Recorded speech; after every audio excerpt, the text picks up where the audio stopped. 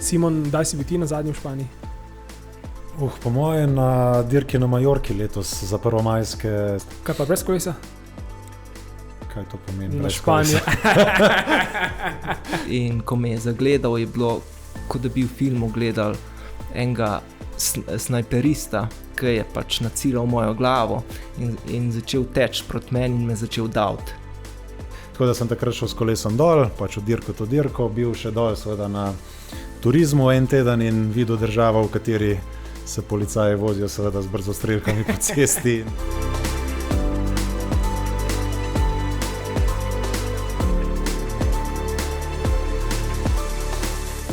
Lepo zdrav, spoštovane gledalke in cenjeni gledalci, poslušalke in poslušalci. Začenjamo en zelo zanimiv projekt, podcast Podium, in posvetili ga bomo kolesarski dirki po Španiji, znameniti Vuelti. Kaj pripravljamo? 4 oddaje vam bomo pripravili in poskušali osvetliti dogajanje, predvsem kakšno ozadje vam bomo poskušali predstaviti, glede na to, da na slovenskih televizijah ne boste mogli videti neposrednih prenosov, pa se bomo poskušali z gosti pogovoriti o Vuelti. Torej 4 oddaje, to kar spremljate sedaj je prva pred Vuelto, potem na prvi prosti dan sledi druga oddaja, na drugi prosti dan tretja oddaja in tik pred zaključkom letošnje kolesarske dirke po Španiji sledi še 4. oddaja Podium. Torej, spremljajte nas na YouTube kanalu, seveda je zaželeno, da sledite temu kanalu, če vam je všeč, lajkajte, če vam ni všeč, potem tudi lajkajte,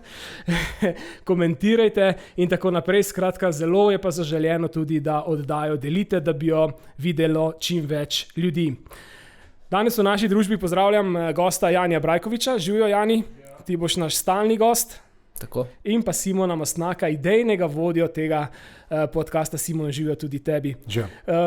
Podium, zelo zgovoren naslov. Jani, kdaj si bil ti nazadnje na stopničkah za zmagovalce? Dobro vprašanje. Ne vem, res ne vem. Se ne spomniš? Ne. Verjetno še za časa kariere, ne? Ja, seveda. No, vsaj približno, no? Res ne vem. Res. Nisi štel stopničk, recimo, če bi? Nisem štel stopničk, nisem štel zmag,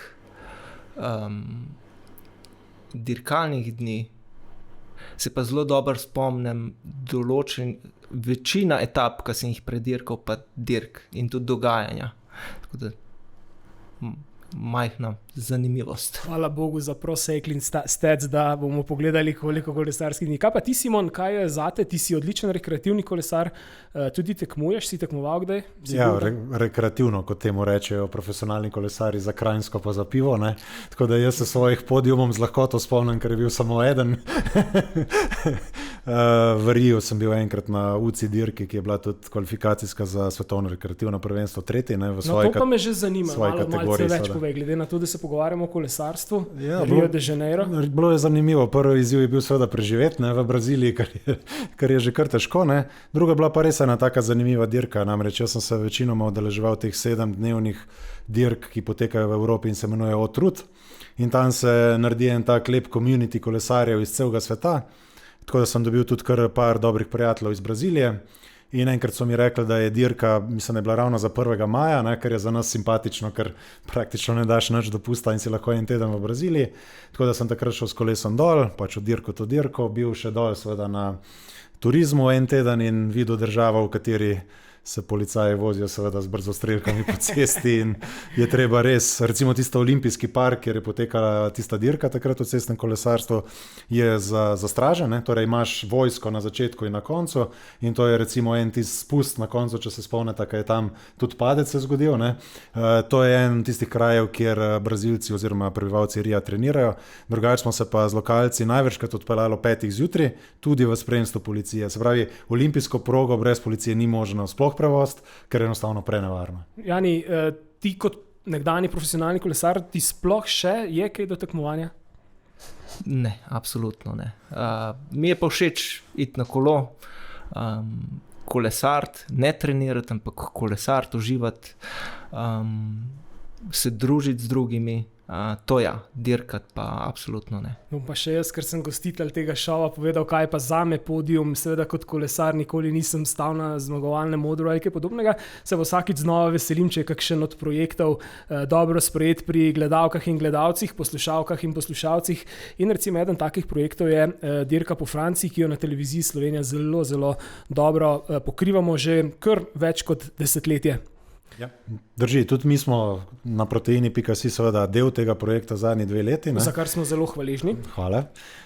Tudi mi smo hvaležni, da nas imate in veš, Miha, ne, da je bilo že večkrat ideja, tudi letos na Giro, ne, da bi to sodelovanje razširili iz tura tudi na druge 3-tedenske etape, seveda pa nažalost RTV Slovenija ne prenaša drugih 3-tedenskih dirk, samo Tour de France. Kako je to? Moram povedati, da Tour de France je največja kolesarska dirka na svetu, tako ali tako vemo, in interes organizatorja je, da se to predvaja na javnih televizijah, se pravi, da je dostopno čim širšemu krogu gledalcev. Moram reči, da se v športnem uredništvu TV Slovenija naš urednik v zadnjih letih zelo, zelo trudi, da bi pridobil tudi pravice za predvajanje Gira in Vuelte, vendar Discovery, ki je lastnik Eurosporta, ne, ki mimogrede tudi odlično dela tudi s platformo GCN in tako naprej, enostavno ne izpusti tega iz rok. Jani, mimogrede Discovery Channel.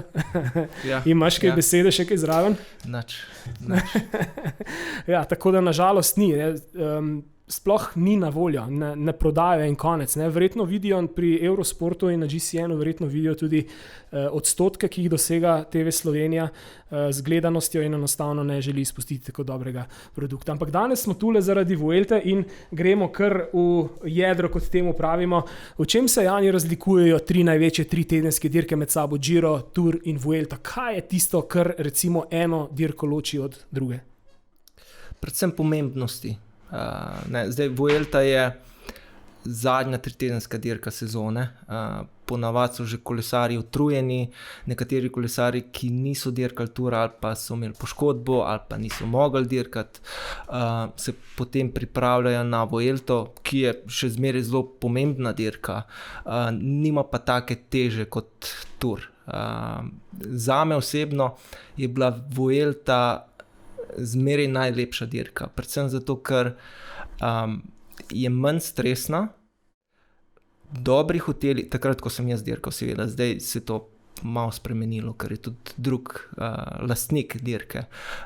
Dobri hoteli, dobre ceste, lepe etape, ne predolge, ne prekratke, pa veliko klancev, pa še dobro vreme povrh vsega. Simon, čisto po pravici povej, si ves čas spremljal vse 3-tedenske dirke, glede na to, da si tudi velik ljubitelj kolesarstva, ali se je vse skupaj začelo s Tourom in potem z uspehi slovenskega kolesarstva?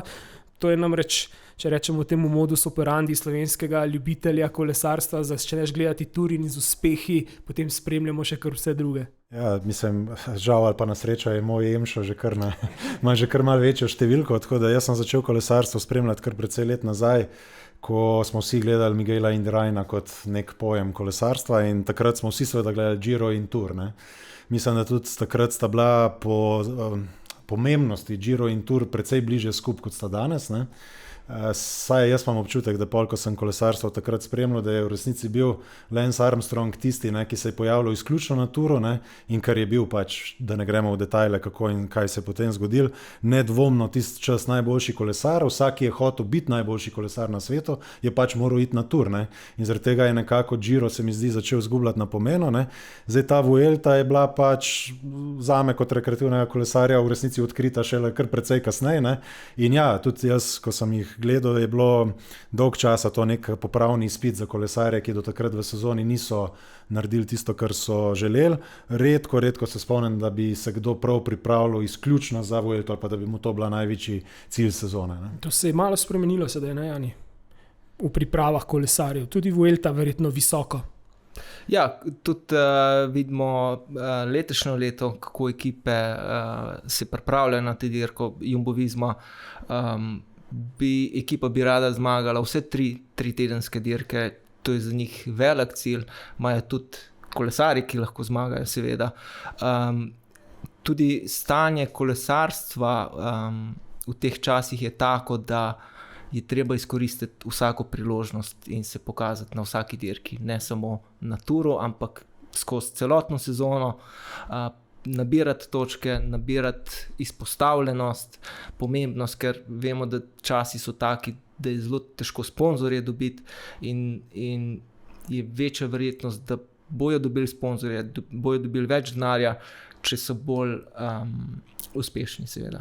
Kaj pa sam termin? Vemo, da recimo Tour ima zelo dober termin po letnem času, ko so dopusti, ko imajo ljudje čas gledati, verjetno zaradi tega tudi gledanosti više. Kaj pa Vuelta, recimo Simon Jeseni, kako ti vidiš to? Jaz imam kolesarstvo zelo rad, tako da meni je vsak termin všeč.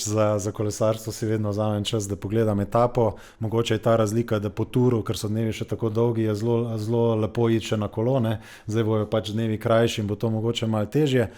Tisto, kar se meni zdi predvsem je, da je Vuelta v letih, ko je najprej Discovery prevladoval, potem je Sky prevladoval, bila neka dirka, ki je bila pa vedno relativno blizu in je bilo z tega stališča zelo zanimivo gledati. Običajno so se tam res v sekundah merile razlike in je bilo do zadnje etape interesantno, ker je dostikrat pri Turu bilo, če zdaj gledamo nazaj, po prvem tednu že dirka praktično odločena.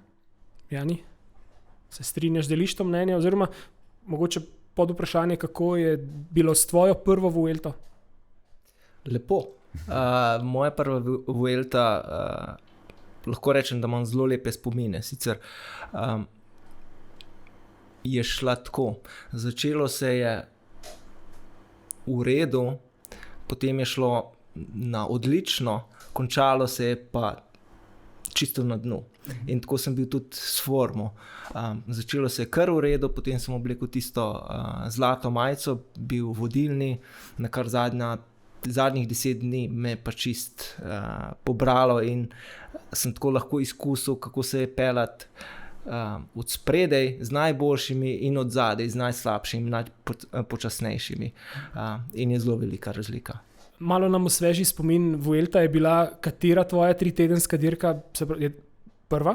Prva. Sploh prva 3-tedenska dirka? Leta 2006 je bila prva 3-tedenska dirka Vuelta. Mislim, da smo štartali v Malagi. Jaz sem bil zdaj v Malagi.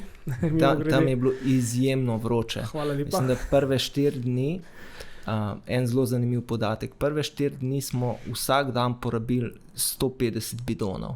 Sicer je veliko šlo za polivanje pa vse, ampak taka neverjetna vročina. Tudi na ravninskih etapah, ki so se končale s šprintom, lahko rečem, da na koncu smo bili kolesarji tukaj izčrpani, da je v šprint šlo 45 na uro. Potem tistih pač 10 sekund so šprintali kolesarji, ampak sama hitrost je bila izjemno nizka, ker smo bili pač vsi že na tleh. Omenil si to polivanje z bidoni, so bile te najlonke že večno, najlonke pa let noter, ali je to neka novejša pogruntavščina?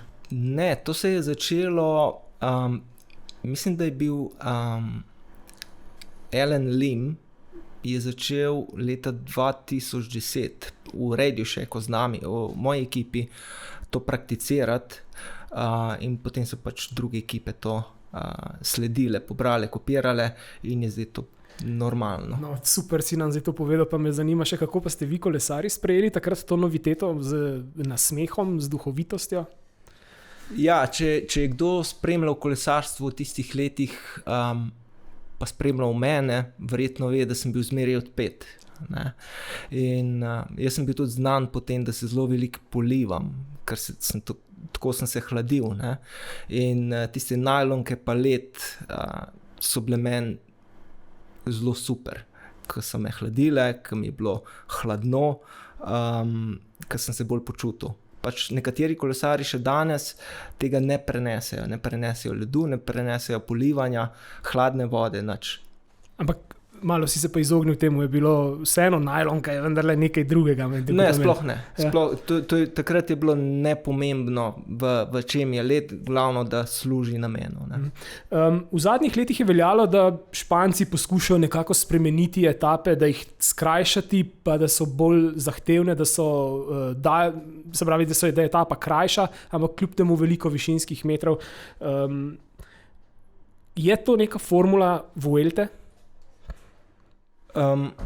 Jaz bi rekel tako, vse 3-tedenske dirke grejo na ta princip, da so etape mogoče krajše, bolj atraktivne, za kolesarje pa to pomeni več stresa, več je potrebno pozornosti imeti skozi celo etapo, bolj je naporna etapa psihično in tega načeloma kolesarji ne marajo. Zdaj za gledalce je to zelo atraktivno, zelo fajn, ker se skozi nekaj dogaja in spomnim se leta nazaj, jaz ko sem kolesarsko dirko gledal, tudi Tour, je bil edino takrat, ko sem dirko gledal, sem jaz lahko pred televizijem zaspal popoldne. Zdaj tega skoraj ni več, ker so vse etape toliko zanimive, pa toliko se dogaja, da moraš pač spremljati, ker je zanimivo, ker je napeto skozi. Simon, kaj ti misliš o tem, recimo nekem španskem trendu, krajše etape, pa ravno tako zahtevne? Ja, se ne vem, če je to samo španski trend. Mislim, da se vsi spomnimo tistega malo hecnega eksperimenta, ne? Ko je imel Tour samo 65 km etapo na Col de Porte, ne? Kjer so štartali v stilu Formula 1. Ne? Ja, v klanec. Ne? Ja, ne vem, kaj točno so tam pričakovali, ne? Ker je bil zelo tak letdown, ne? Pač kolesari so se normalno odpeljali z tistih štartnih pozicij, tako da je bilo čisto vse, kdo je meter spredi, kdo je meter zadaj. Jaz mislim, da je predvsem se spremenil, ker pač tisti vaš partner na RTV-u, ki se ga prej omenil, v lasti Discovery, je začel zdaj prenašati celotne etape. Ne? Mislim, da je to bil game changer, ker pač včasih, ko smo začeli gledati Tour, se je začel pač ob 3, ne? In je pač trajal tiste 2 uri, ne? Kar je all good. In če so prej kolesarili 10 ur, so pač kolesarili, je njihov problem. Ne? Tukaj zdaj, ko se pa praktično od štarta spremlja, pa ni več čisto vse. Ne? In mislim, da za nas, ki imamo res radi kolesarstvo, je to bilo res fenomenalno odkritje, ne? Ker nekako smo si predstavljali, mislim, pač se veš, vklop televizije in neka skupina je tam 3 minute pred pelotonom in se ti zdi, ja, oni se pač odpeljajo malo, da ne zmenijo in to je to. Ne? Zdaj, ko gledamo, kakšno mesarsko klanje se dogaja od prvih kilometrov, da se sploh pride v ta beg, ne? Mislim, da tisto, ki ima rad kolesarstvo, uživa res od prvega kilometra naprej. To je veliko kar tudi vprašanje za nas, zakaj mi začenjamo šele neposredne prenose dirke po Franciji šele od 3, da si bi nekateri želeli ogledati že od vsega začetka, kar se res dejansko dogaja, to, kar si ravno kar omenil, ampak spet smo omejeni s TV pravicami, tako da enostavno pač te stvari ne gredo. Je pa tudi res, da vprašanje, koliko, kaj misliš, Simon, bi res veliko gledalcev tistega trdega jedra gledalo že etapo čisto od začetka neposrednega prenosa? Ja, mislim, da so zdaj tale novodobna orodja, da ti to omogočajo, da se kar v marsikateri pisarni odprejo kaki api in na drugem zaslonu gleda to. Ja. Tudi ti tako razmišljaš, Jani? Ja, jaz mislim, da sigurno, mogoče ne celotna publika, velika večina pa ja. Ker spet vemo, da je to predvsem za Tour obdobje dopustov, takrat, ko so ljudje na dopustih, na morju, doma,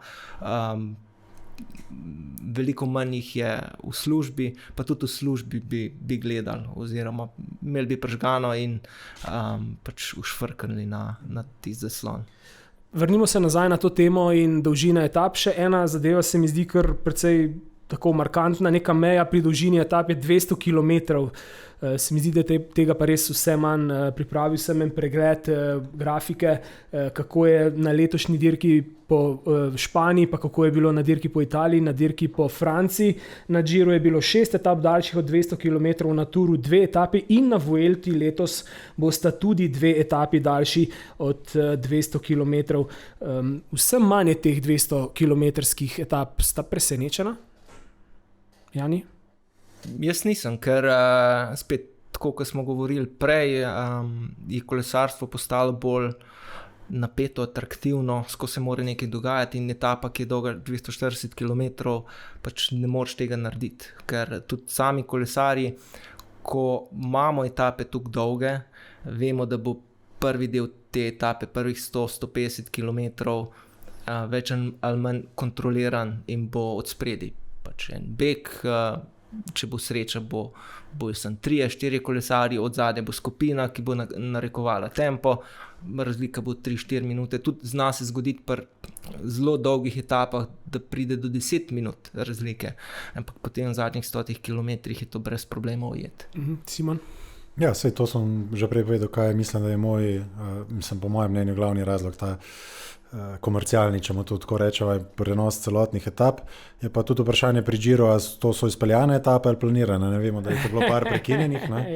In kolesari na Giro so se meni letos kar smilili, iskreno povedano. Tisto vreme, ki je bilo v prvih 2 tednih, je bilo pa res brutalno in nič slučajno ni naredilo kakšne lepe reklame za kolesarstvo v nasprotju z seveda tisto zadnjo etapo oziroma predzadnjo, ki smo jo večinoma tudi gledali v živo na Višarjih. Zdaj se bomo prvič preselili v Španijo. Oglaša se nam zdravnik ekipe Bahrain Victorious Krištof Knap, ki smo ga vprašali, kako izgleda mrzlica na kolesarski dirki po Španiji oziroma kar na 3-tedenski dirki znotraj torej, ekipe. Verjetno je kot mravlišče, Krištof. Je pravzaprav zelo zanimivo videti že dni pred dirko, ko je pač potrebno vse pripraviti, da se že prvi dan štarta tako imenovano polno. Prvi dan Grand Toura že šteje, ni nek počasen uvod. Prvi dan se še štete rezultati do konca 3-tedenske dirke, pravzaprav šteje rezultati vsak dan. Zato so te priprave prej res temeljite, ponovadi ekipa prispe že nekaj dni prej, včasih je tudi kakšna pripravljena dirka prej, pa potem sledi kakšen trening kamp, aklimatizacija kolesarjev. V tem času je osebje že vse na mestu dogodka. In res zanimivo je v bistvu videti, koliko se nabere tukaj ljudi, koliko materijala je pripeljanega, koliko je logistike v ozadju. In v tem se res čuti neko pričakovanje z začetka. Mi smo danes prispeli v hotel, v katerem bomo pravzaprav do štarta dirke in prvih nekaj etap, se pravi blizu Barcelone. In tukaj so pač v hotelu z nami prisotne še 3 velike ekipe, med drugim Jumbo Visma, DSM in pa Movistar. In če pač pogledamo naše parkirišče pred hotelom, zgleda kot neko ogromno mravlišče, ogromno, se pravi, ekipnih vozil, tovornjakov, transporterjev, do teh prenosnih tovornjakov, v bistvu prenosnih kuhinj, ki so v bistvu nek tovornjak kuhinja. In seveda ogromno ljudi, ki skrbi za vsako posamezno zadevo. Tako da čutiti že ta vrvež, to pripravo in res je čuditi v bistvu, da je začetek zadnje 3-tedenske dirke sezone pravzaprav tik pred zdajci in da se bo vsak hip pričela dirka sama. Kaj pa sam z vidika zdravnika, kaj se vam recimo v takih trenutkih tik pred začetkom 3-tedenske dirke mota po glavi? Eden izmed takih glavnih ciljev zdravnika, nekaj, kar si pač mi želiš pred samim začetkom, je, da bi vsem kolesarjem po svojih najboljših močeh omogočil, da zaključijo 3-tedensko dirko brez večjih zdravstvenih težav in da se v primeru, da do nekih zdravstvenih težav pride, kolikor je naši moči, jih poskušamo razrešiti, omejiti škodo, pa na nek način pač športniku omogočiti, da z dirko nadaljuje. Vkolikor pa seveda to ni smiselno ali pa bi škodilo posamezniku, pa seveda tudi ustrajati pri tem, da je potrebno dirko zaključiti.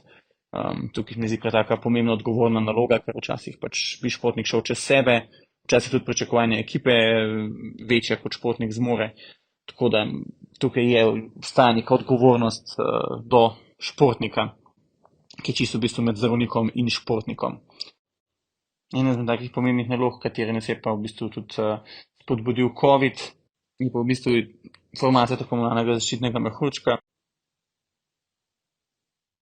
Pred samim pričetkom Grand Toura, kjer pravzaprav poskušamo preprečiti vnos vseh pač nalezljivih povzročiteljev bolezni v ekipo. Zdaj se da to je bilo zelo aktualno pri COVID-u, ampak meni se je to še naprej pomembno, saj pravzaprav ni COVID edina nalezljiva bolezen, ki lahko močno kompromitira performance posameznika.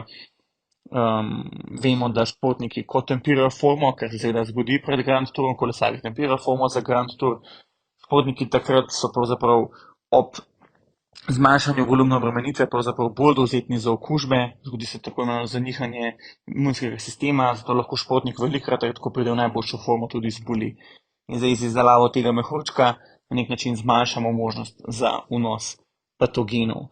Je pa včasih seveda biti treba tudi malo racionalen, malo v bistvu človeški, pa se prilagoditi. Zdaj najbolj strogi mehurčki za samo ekipo niso v redu, ker pač tudi motijo delovanje ekipe, zelo tudi vplivajo na osebe, ga obremenjujejo, dodatno obremenjujejo, pa seveda ni vedno optimalne zagotovitve, da bo pač ta mehurček deloval, pa da bo čist nepropusten, zato je treba zbrati neko srednjo pot, da se pravzaprav s čim manj obremenitve osebja in kolesarjev dosežeš v bistvu čim večji učinek nekako varovanja pred vnosom okužbe v samo ekipo.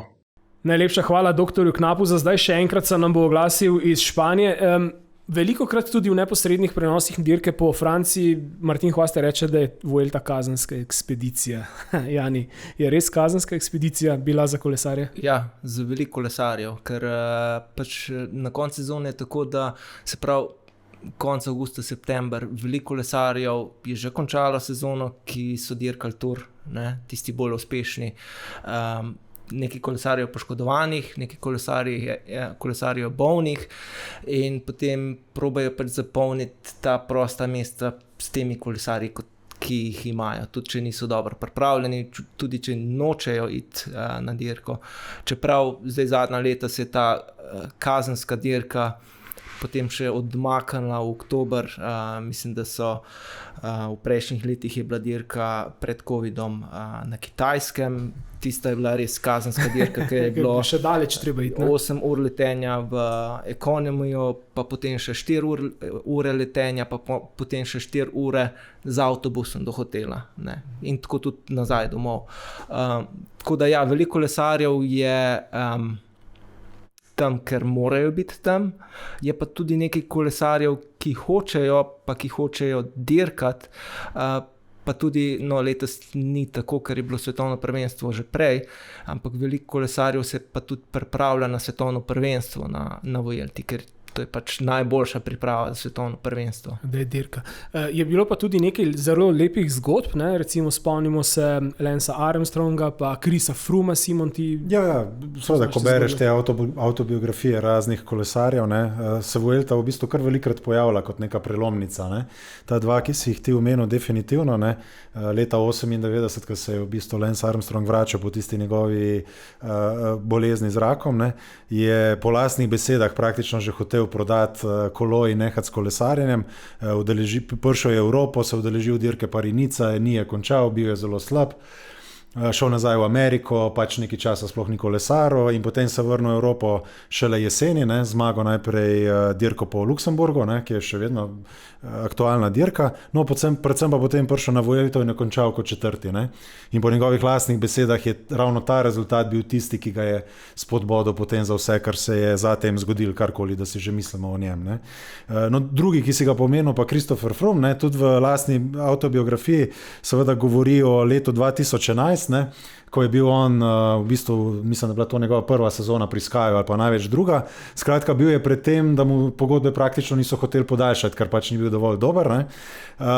In na tisti dirki, ne, na tisti Vuelti, bojo danes knjige govorijo, da je Christopher Froome celo zmagal, ne.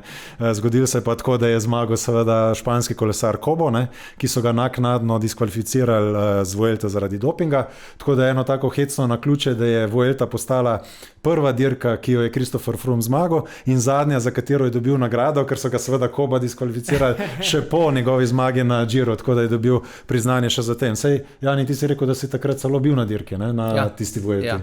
Ja. In kako je bil Froome? Tisto sezono, spomnim se, maja je dirkal, so skupaj dirkala na dirki po Romandiji in če sem čist iskren, je bil on podpovprečen kolesar. Tudi sama vožnja v skupini mu je bila zelo tuja. Lahko bi rekel, če se grdo izrazen, je gužvo delal, ne. In tudi na Vuelti prve dni je bilo podobno, potem pa mislim, da po tam 5., 7. dan se je začela forma dvigati, se tudi on vizualno drugače vozil kot kolesar, drugače izgledal kot kolesar, potem na konc dirke je bil pa vrhunski. Ja, saj to je mogoče, ko si prej vprašal, ne, razlika Tour, Vuelta, ne. Takrat sta tako Froome kot Kobo, ne, prišla na dirko kot pomočnika v resnici. Ne. Se pravi, Froome Wigginsa, ki je takrat se ravno po poškodbi vračal, ne, in Kobo Denisa Menčova. Ne. In mislim, da se to na Turu absolutno ne more zgoditi, da bi se na koncu dva pomočnika udarila za zmago. Sabo, ja, se strinjam. Tako. Dajmo se sedaj vseeno posvetiti nekaj etapam letošnje dirke po Španiji. Kot sem že v uvodu rekel, 78. dirka po Španiji v zgodovini, 3154 km bo dolga, naslov brani Remco Evenepoel, vse skupaj pa se začenja z ekipnim kronometrom v Barceloni. Kakšen začetek, Jani? Želanje je bilo tako letos spet ekipni kronometer? Za kolesarje in za ekipe je to izjemno stresen dogodek, ker ekipni kronometer je že težak, tudi za osebje in za mehanike in za vse, ker pa cel dan vsi delajo za tistih 10 minut ali pa 20 minut, ko kolesar dirka. Ekipni kronometer je pa potem tukaj še ekipna dirka, vsi kolesarji morajo imeti vse, kar morajo imeti, skupaj morajo zelo dobro sodelovati, da so pač homogeni, da dosežejo najboljši čas možen, in to je izjemno stresno, ker vemo, da vsi kolesarji niso enako pripravljeni in potem tisti kolesar, ki je bolj pripravljen, ponavadi ne gre hitreje, ampak pač je dalj časa v ospredju. Tako da probajo držati eno konstantno hitrost, da dosežejo tisti najboljši čas. Tako da mislim, da ekipni kronometer je disciplina, ki je nobeden ne mara. Niti ekipe, niti kolesarji. Ker večina kolesarjev trpi, izjemno trpi, pa zelo veliko odgovornost imajo, ker vemo, da na določenih dirkah pač mora 5 kolesarjev končati skupaj, 4 kolesarji skupaj, kakorkoli že je. In če si tisti 4. ali pa 5. kolesar, se moraš boriti za življenje, da si tam zraven. Ne? In potem, če tega ne zmoreš, potem si ti odgovoren za slabši čas. Čisto na kratko, obstaja optimalna pozicija kapetana v tej ekipi, na ekipnem kronometru, kje se drži kapetan? Obstaja optimalna razporeditev, glede na to, koliko je kolesar dober, hiter, sposoben, pa tudi sama velikost kolesarja. Ne? Ker kolesar, ki je 1,90 m, bo imel zelo malo zavetrja za kolesarjem, ki je 1,50 m. Če pa ta kolesar, ki je 1,90 m, kapetan, se pa tako razporedijo, da bo mogoče imel manj zavetrja, ampak je vseeno še toliko boljši in bo hitrost skupine, ekipe hitrejša.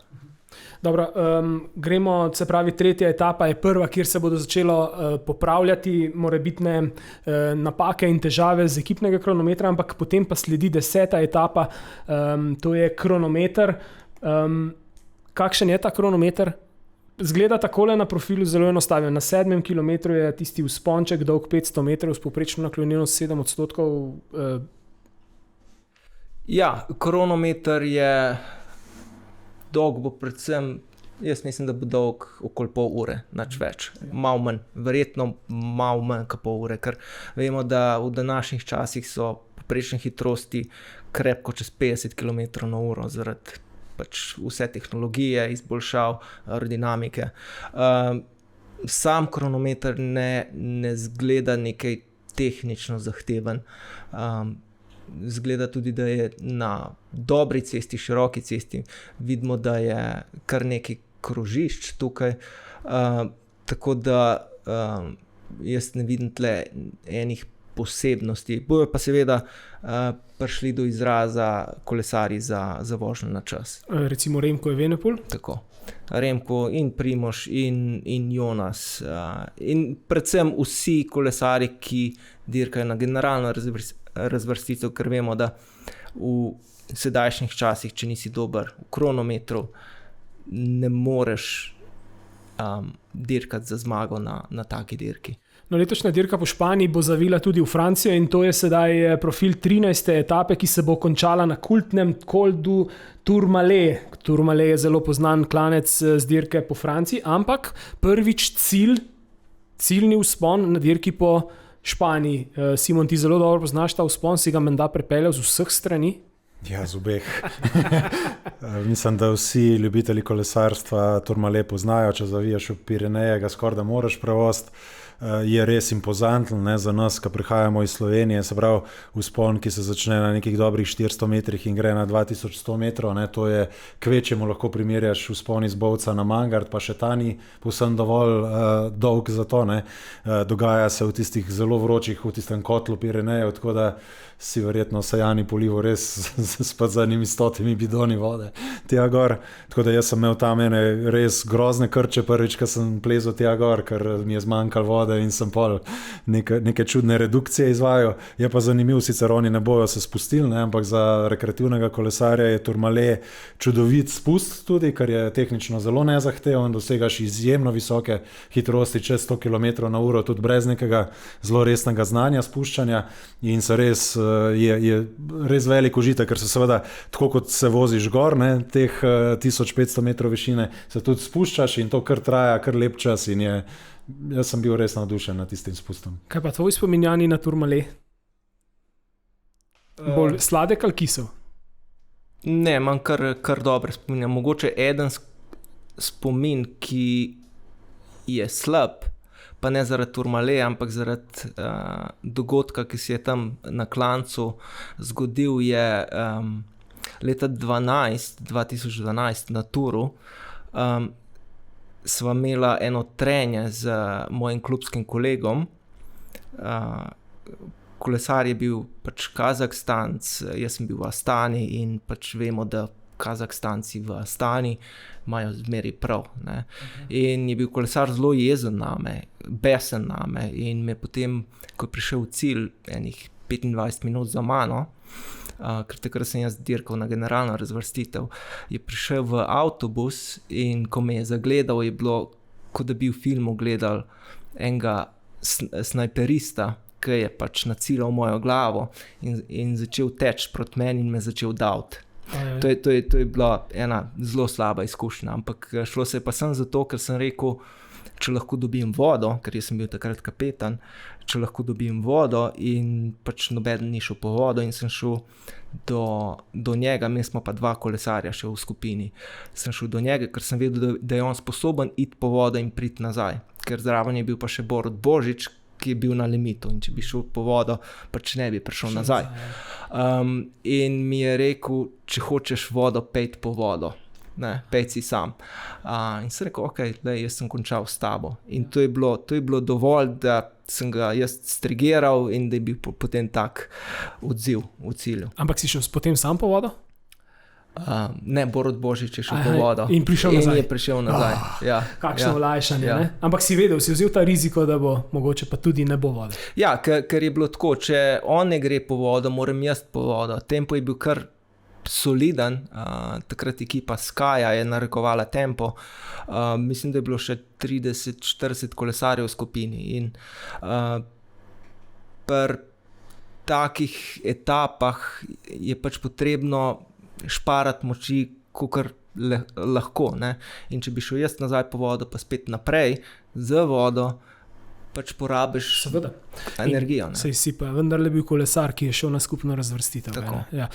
In pa izpostavili bomo še 20. etapo, to je predzadnja etapa letošnje dirke po Španiji in z razlogom. Poglejte ta profil, kar 10 kategoriziranih vzponov tretje kategorije. Je to sploh, zdaj bom tako rekel malo, je to humano na predzadnjo etapo, takole pa več kot 200 km, ne?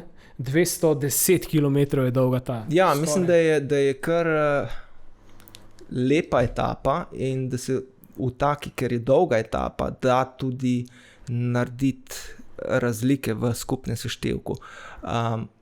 Če kolesar, katerega hočemo premagati, ni optimalen, ker 200 plus kilometrov zahteva tudi izjemno pozornost pri prehrani, pri pitju, hidraciji, vsem ostalem, ne. In čeprav je na profilu je zgleda težka etapa, vseeno so to klanci tretje kategorije in verjetno 80% etape se bo odpeljalo vsaj za tiste kolesarje, ki so med prvih 10, ne bo nekih večjih težav. Ne. Za ostale kolesarje pa ja. No, ampak še vedno to je konec dirke, ne? To je 20. etapa po 3 tednih dirkanja. Ja, ampak vemo, da pač organizatorji naredijo etape take, da je dirka zanimiva, da ni dolgočasna, ker potem, če bi bila ta etapa ravninska, vemo, kdo je zmagal dirko že pred 20. etapo. Ne? Mene tole malo spominja na nek profil Istre, recimo. Ne? Večina vzponov je nekje 200-300 metrov višine in ogromno jih je. Ne? Kot da bi se vozil tam po Oprtalju, pa potem na Motovun in tako naprej. Ne? Bomo videli. Jani je omenil zelo zanimivo, nas z vidika seveda slovenskih ljubiteljev kolesarstva pa bo zelo zanimivo videti, kako se bodo sestavile moči v Jumbo Vismi. Primož Roglič odhaja tja kot kapetan, so ga napovedali, ampak kapetan bo očitno tudi Jonas Vingegaard. Jani, kdo je torej kapetan? Vingegaard prihaja z zmago dirke po Franciji, ne? Ja. Zdaj moramo vedeti, tudi lansko leto na Touru sta bila 2 kapetana, pa vemo, kako se je končalo. Zdaj letos je drugače, no Vuelti Vingegaard je zmagal že Tour in ne vemo, v kakšni formi je. Ne vemo, kako je Tour vplival na njega, in fizično, in psihično. Vemo pa, da sta oba kapetana, da se že v štartu Vingegaard ne rabi podrediti Rogliču. Tako da očitno bo odločala sama moč, kdo je boljši. Na cesti torej. Tako. Ja, Simon, mi mogoče celo preveč čustveno gledamo na te zadeve. Jani je zelo tako racionalno vse skupaj opisal, kapetan je tisti, ki je boljši, ampak za nas je Primož Roglič kapetan, ne? Ja, mislim, brez dvoma. Ne? Vsi, ki smo bili na višarjih, mislim, da si bomo tisti dan zapomnili za vse večne čase. Ne? Ne samo Primož, ne? Vsi kolesari, tudi že z Janijem, pa še s kom prej se je to začelo. Pač jasno, da smo, če si kolesar in spremljaš kolesarstvo, si na nek način kar malo zraven njih, kot kolesarjev. Sploh polka te klance tudi sam prevoziš, pa ti je malo jasen, kako se nekdo takrat počuti. Tako da mislim, da nismo nič kaj preveč čustveni, ne? Da je kar prav, da smo taki, kot smo. Ne? Kaj se bo pa pač zgodilo na dirki, bo pa čas pokazal. Dejstvo je, da pač v Sloveniji zelo radi komentiramo taktike Jumbo Visma in se nam pogosto zdijo nore, slabe, grozne, kaj delajo. Ne? Čudežno nekako pol zmagajo večino dirk. Ne? In v redu, zdaj imajo res ekipo, ki je verjetno najboljša v tem času ali pa celo v zadnjem desetletju, ampak ni bilo vedno tako, ne? Pa so vseeno zmagovali kar lepo število dirk, tako da mislim, da v Jumbu že dobro vejo, kaj delajo in da bo veliko odvisno od tega, kako se bo dirka razvila. Če se bo Jumbo oziroma oba dva kapetana odpeljala naprej od Remka pa od Thomasa in ostalih favoritov, potem zelo verjetno, da bo ta princip 2 kapetana in naj cesta odloči zelo poštena in športna. Če bi pa to izgledalo drugače, pa je jasno, ne? Nekdo bo moral v nekem trenutku poskušati s pobegi, da ga drugi lovijo in ta drugi, ki to ne bo počel, bo imel prednost. Zdaj to pa samo v Jumbo Vismi vejo, kdo bo imel pri tem prednost. Naj povem, da je Primož Roglič v nekaterih intervjujih že povedal, da ga v bistvu niti ne zanima, kdo bo kapetan, pač pa da je njegov glavni cilj, ampak dobro, lahko da je to tudi samo izjava za medije, za javnost, ampak da je pomembno, da bi Jumbo Visma prišla do zmage na 3-tedenski dirki. Simon, omenil si zmago na Gire prek višarjev, ampak Primož Roglič se intenzivno pripravlja na Vuelto. Iz ekipe so celo sporočili, da celo najboljše priprave, da je opravil v svoji karieri na Vuelto. Vemo, da je šel tudi bolj flikat sezono, ne? Kaj praviš ti, Jani? Ja, lahko smo videli prejšnji teden na dirki po Burgosu. Primož je očitno vrhunsko pripravljen za Vuelto, pripravljen na zmago. Zdaj bomo pa videli, kaj bo v teh 3 tednih se zgodilo, ker fizično sigurno pripravljen za zmagati. Ne vemo pa, kaj bo naredil Vingegaard, kaj bo naredili ostali, kako bojo dobri ostali, in ne bo ga treba, da ne bo kakšne poškodbe, nesreče, paca. Kot vidite na grafiki, Primož Roglič je letos nastopil samo na etapnih dirkah in vse tudi dobil, kar naj se nadaljuje, se strinjamo, ne? Ja, mislim, da je letos po kar nekaj letih, hvala Bogu, brez nekih resnih pacev, poškodb, ne? Tako da to se pozna. Primož kaže, da tudi v teh letih, ki niso več najmlajša, ne, za kolesarja mislim seveda, ne, je absolutno konkurenčen vsem najboljšim na svetu, ne. Je pa to verjetno malo clash svetov, ne, ker ne prvič se je svet malo razdelil na tiste, ki so šli na Giro, ne, torej Tomas, Remko in Primož, in pa tiste, ki so tekmovali na Turu, in imamo tokrat zmagovalca Tura Jonasa tudi tukaj, ne. Tako da lahko bi rekli, da vsaj po imenih je Vuelta letos celo najmočnejša dirka, ker razen Tadeja, ne, Pogačarja so pravzaprav vsi najboljši tu, ne. Ja, se strinjam in to je bilo moje naslednje vprašanje. Letos bo na dirki po Španiji seveda bodo nastopali 4 Slovenci, tik pred zdajci bo v ekipi UAE nastopal tudi Domen Novak, ki bo zamenjal Iva Oliveiro. Koliko možnosti, Jani, ti pripisuješ, recimo Jumbo Visma gre na vse, ne? Ampak tule je tudi ekipa UAE zelo močna, pa Ineos s Tomasom, Bernalom in Ganom, mogoče kdo drug, mogoče Movistar z Masom, ki je tudi tako klavrno končal tur. Ja, vsi ti kolesari so pri vrhu, ampak v sami špici jaz vseeno vidim Rogliča, Vingegaarja, pa Remka. Tako da mislim, da ne bo kakšnih drastičnih presenečenj. Ampak ravno Remko nima tako dobrih pomočnikov, ne? Ima tako zelo povprečno ekipo. Ne? Lahko vse sam? Lahko. Kako? Da se priklopi Jumbo Vismi? Zdaj, problem je, če Remko obleče majico zelo zgodaj in potem ekipa Jumbo Visme mora napadati in vemo, da je ekipa vrhunski kolesarji in potem bo težko Remko, seveda, ampak on mora samo slediti. In če je dovolj dobro pripravljen, bo lahko sledil. Potem je pa še drug problem, ker sta 2, Roglič in Vingegaard, in mora 2 pokrivati. To pa je potem težje, ne? Če nima dobre ekipe, ne? Ja, jaz mislim, da se bo ravno tu zadeva za Remka zlomila, ne. Se pravi, ta kronometer, ki je enostavno prezgodaj, ne. Če bi to bila ista konfiguracija etap, kot je bila recimo na Giro, ne, kjer je, ne bom rekel za nalaž, ampak kjer je Rogla vedno vedel, da na koncu je še ta kronometer, na katerem lahko obrne rezultat. Vemo, da je tudi tam bil v situaciji, da je imel slabo ekipo zaradi številnih odpovedi v Jumbu, poškodb, bolezni in tako naprej.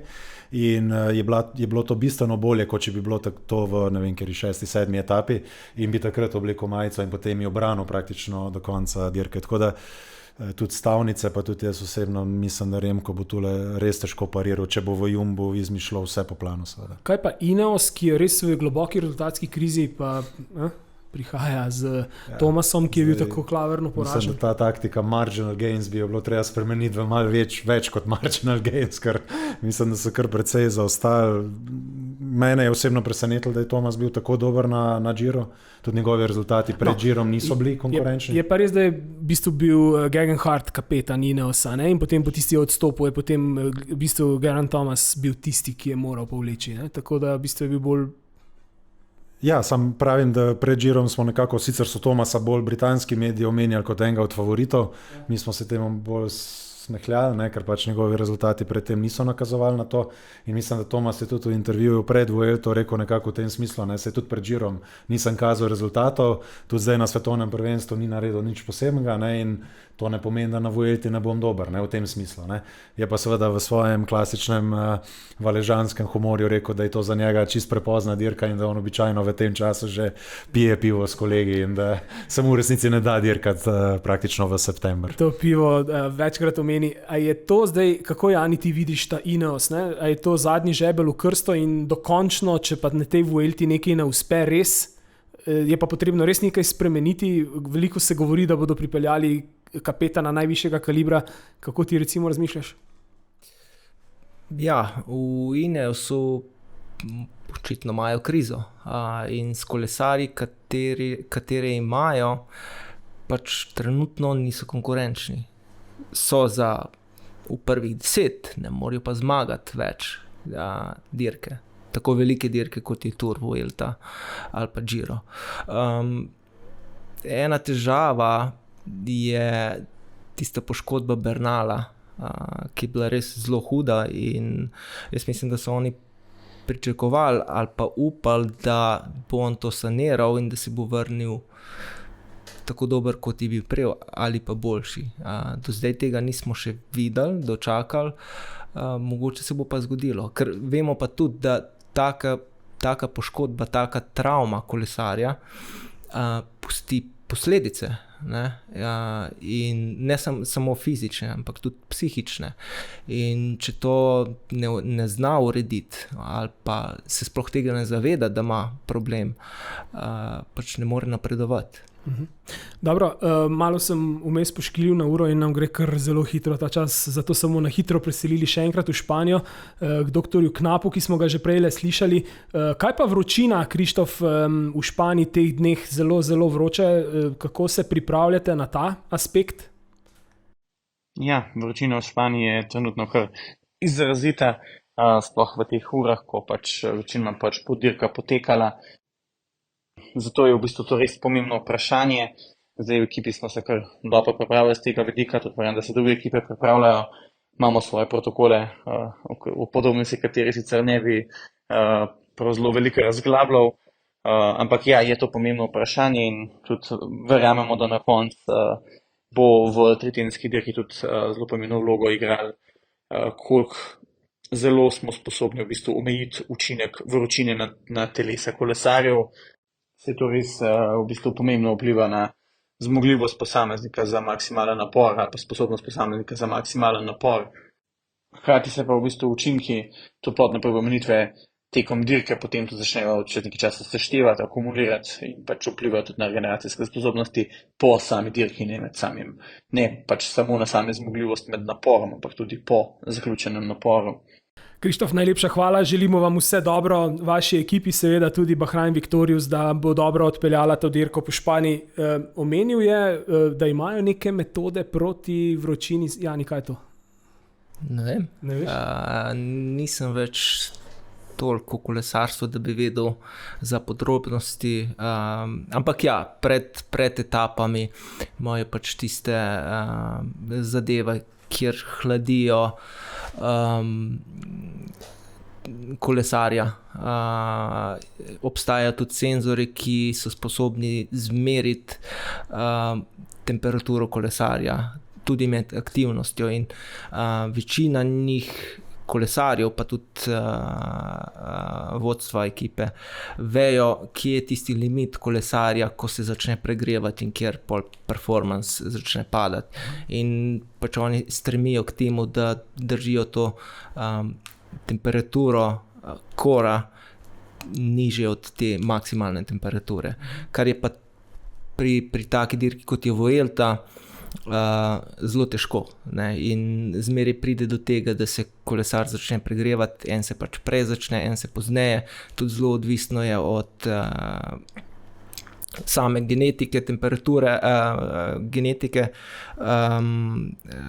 maščobe kolesarja, koliko maščobe ima kolesar, tudi od prehrane, hidracije, zelo veliko takih zadev, kjer se da to z majhnimi stvarmi malce izboljšati, ne pa neke drastične spremembe narediti. Naredimo še hiter, zabaven zaključek. Simon, kdaj si bil ti na zadnji v Španiji? Po moje na dirki na Majorki letos za prvomajske praznike, očitno res rad dirkam za 1. maj. Ta slavna Majorka 312, ki so jo, mislim, da pri Red Bullu celo dali na bucket list ekstremnih prireditev, ki bi vsak človek mogel v življenju izkusiti. Kaj pa brez kolesa? Kaj to pomeni? Na Španijo. Jaz sem bolj v tistem, ki Jani zdaj v intervjujih pravi, da smo ljudje, ki imamo težavo, ker ne znamo brez kolesa nikamor se odpeljati. Se pravi, žal. Kaj pa si prinesel kakšen spominek Španije si, recimo tako turistično? Z Majorke? Z Majorke ima, mislim, da en kiča svetilnik v miniaturni. Se že ustrašil. V Cerkljah sem ga postavil, ja. Tako da ja, take malenkosti nimam drugače navade, ker se mi zdi, da se tista krama pol v kaki kleti nabira in nič kaj pametnega z tega ni. Imam pa slike in videe, to pa rad pogledam, ja. Jani, ti je bilo daj časa recimo takole z teh 3-tedenskih dirk kakšen spominek? Martin Hvastija vedno znova pripoveduje o pokrajinah, ki jih je imel čas gledati in tako naprej. Ja, to je čisto odvisno od kolesarja. Jaz sam pri sebi, ko sem potoval na dirke, velikrat sem vedel samo, v katero državo grem. Pač na letališču te ekipa počaka, te pelje v hotel, oddirkaš, te pelje spet na letališče in greš domov. In čisto nič drugega ne vidiš, nič drugega te ne zanima. Po dirki si v hotelu, na masaži, v sobi, pred dirko isto, kratek trening, ni časa, pa tudi motivacije ni nikoli bilo, da bi jaz raziskoval, ker tudi nisem bil tak tip človeka, da me bi zanimalo. Razumem, ja. In pa še čisto zadnje vprašanje, napoved, kako se bo dirka po Španiji začela, Simon? Začela ali končala? Začela? Smo pred začetkom, ne? Kako se bo začela, recimo ekipni kronometer in prvih nekaj etap, kakšna je to napoved? Ja, jaz mislim, da se bo začela za ekipni kronometer, bi bili vsi šokirani, če bi bilo karkoli drugače kot Jumbo Visma, ne? Razen, če bo spet kdo svoj domač bazen spraznil ravno kak ovinek. Ne? Kar se je mimogrede že zgodilo. Nažalost, res je, tako da to upamo res, da ne bo. Ne? Torej, tam bi Jumbo Visma absolutno se morala odpeljati naprej. Verjetno bo potem tista tretja etapa naredila neke določene razlike, pa Remko predvidevam polovil te razlike na kronometru in tam se bo potem dirka v resnici prelevila v tisto odločujočo fazo, ki bo pač potem pripeljala do tega, da bo Primož spet dvignil zmagovalno kolo na koncu. Dobro, ti si šel čisto do konca, Jani, kaj pa tvoja napoved, kako se bo začela ta Španija Vuelta? Ja, jaz se bi strinjal s tem, da bodo čebele zmagale ekipni kronometer. Potem pa ne bi rekel, da bodo na začetku prvi teden kakšne ogromne razlike, ker še zmeraj vsi so vsi previdni, tipajo, kaj lahko, kaj ne, kje ima kdo meje. Glede na to, koliko močna ekipa je Jumbo Visma, tudi ne moramo pričakovati kakšnega napada strani drugih ekip, drugih kolesarjev.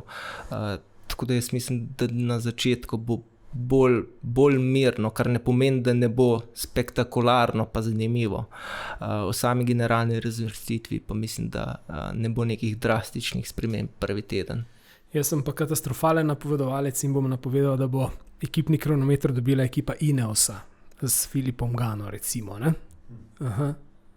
Nobeden se ne strinja. Ja, mislim, se spomnim, da so bili že ti primeri, ko je bil še Kančelara v kakih ekipah, kjer je Kančelara odvozil spredi, potem več kot polovico časa. Točno to sem mislil. Dobro, draga gosta, najlepša hvala. Moram povedati, da se izjemno veselim naslednje oddaje. Že zelo prijetno je bilo v vajni družbi. Simon, hvala tebi za to pobudo. Upajmo, da bo podcast se dobro prijel. Jani, midva pa naslednjič tudi skupaj. Simon, ti si tudi lepo vabljen, tako da... Kot gledalec, seveda. Ja. Se bova še malo prepričevala.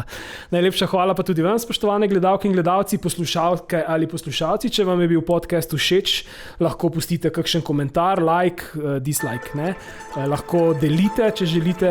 Bomo pa v naslednji oddaji odgovorili tudi na kakšno vprašanje, če ga boste postavili od spodaj pod tem videom. Hvala lepa, ker ste nas spremljali in se vidimo torej na prvi prost dan dirke po Španiji, kjer bomo imeli že prve zelo konkretne obrise dogajanja na Vuelti. Hvala lepa, se vidimo.